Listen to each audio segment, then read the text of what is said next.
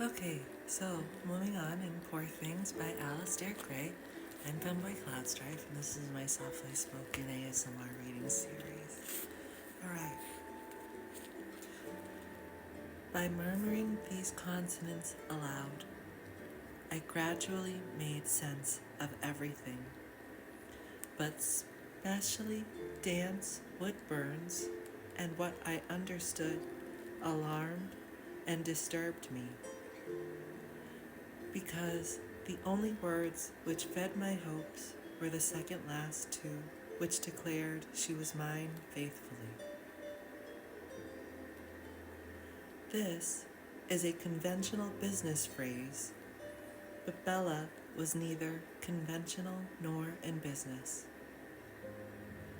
Even so, I decided to break my word to Baxter and visit her as soon as possible. On leaving the Royal Infirmary to do so that evening, I was hailed by Miss Dinwiddle, Baxter's housekeeper, who was waiting for me at the gate in a cab. She handed me the following note and asked me to read it at once.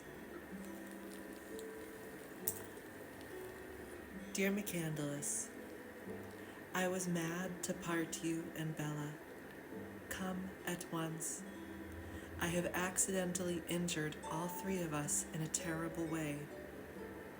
Only you, perhaps, may save us if you come here quickly, tonight, before sunset, as soon as possible.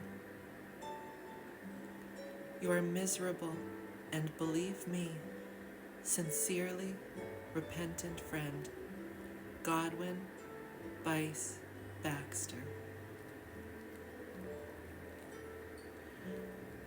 I leapt into the cab, which was carried to Park Circus, and rushed into the downstairs drawing room, crying, "What is wrong? Where is she?" "Upstairs, in her bedroom," said Baxter.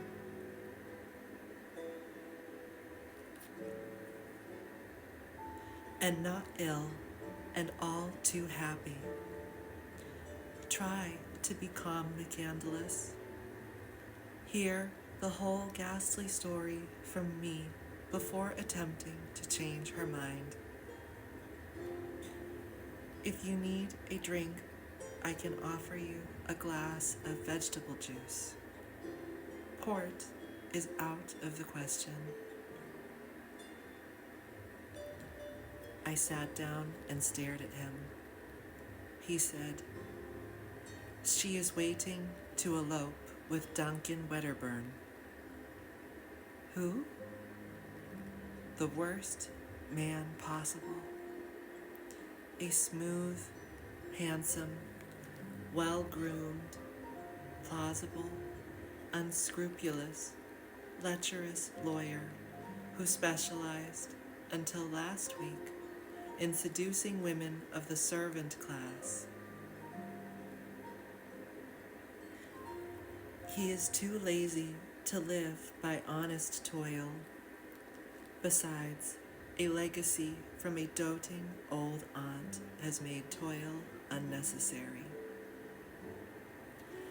He pays for his gambling losses and grimy amours by charging improperly high fees for slightly improper jobs on the shady side of the law.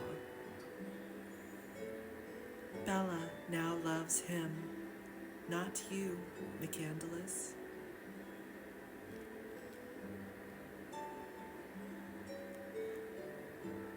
How did they meet? The morning after she got engaged to you, I decided to make a will, leaving her everything I own.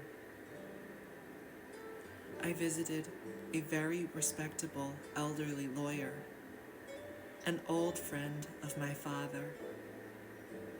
When he asked about Belle's exact relationship to me, I answered in a confused manner, for I suddenly suspected, without being absolutely certain, that he knew too much about the Baxter family to believe the story I told my servants.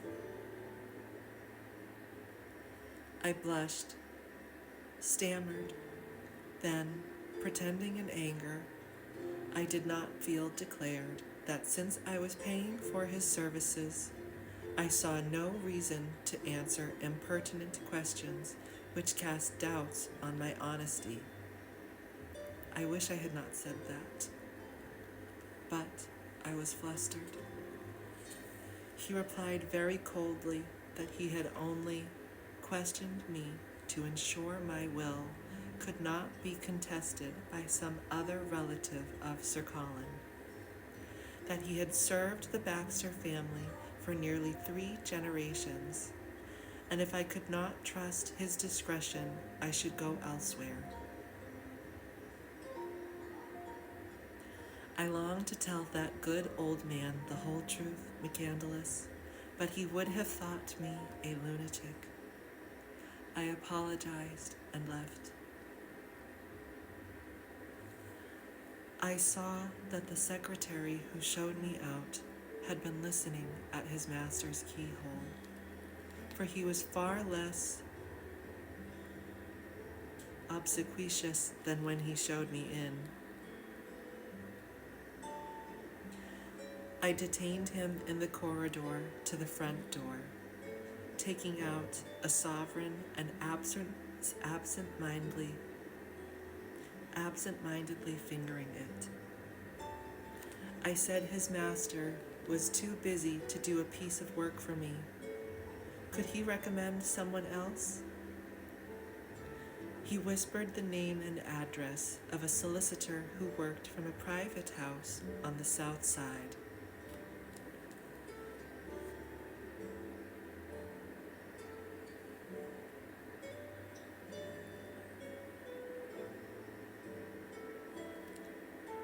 I tipped the scoundrel and took a cab there. Alas, Wedderburn was in. I explained what I wanted and said I would pay extra to have it as soon as possible. He asked for no more information than I gave him. I was grateful. I admired his good looks and suave manner, and knew nothing about the black iniquity of his soul. He called here the following day with copies of the will for signature. Bella was with me here in this room and welcomed him with her usual effusiveness. His response was so cool, remote, and condescending that it obviously hurt her. That annoyed me, though I did not show it. I rang for Miss Dinwiddie to act as a witness, and the documents were signed and sealed while Belle sulked in a corner.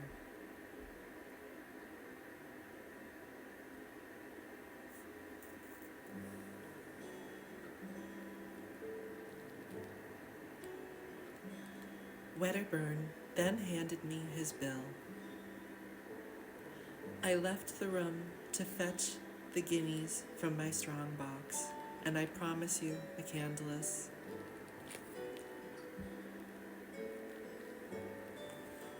I returned in 4 minutes, no less. I was glad to see that, although Miss Dinwiddie had now also left the room, and Wedderburn seemed as cool as ever, Bella was again chattering as brightly as usual, and that, I thought, was the last of Duncan Wedderburn. This morning, over the breakfast table, she cheerfully told me that for the last 3 nights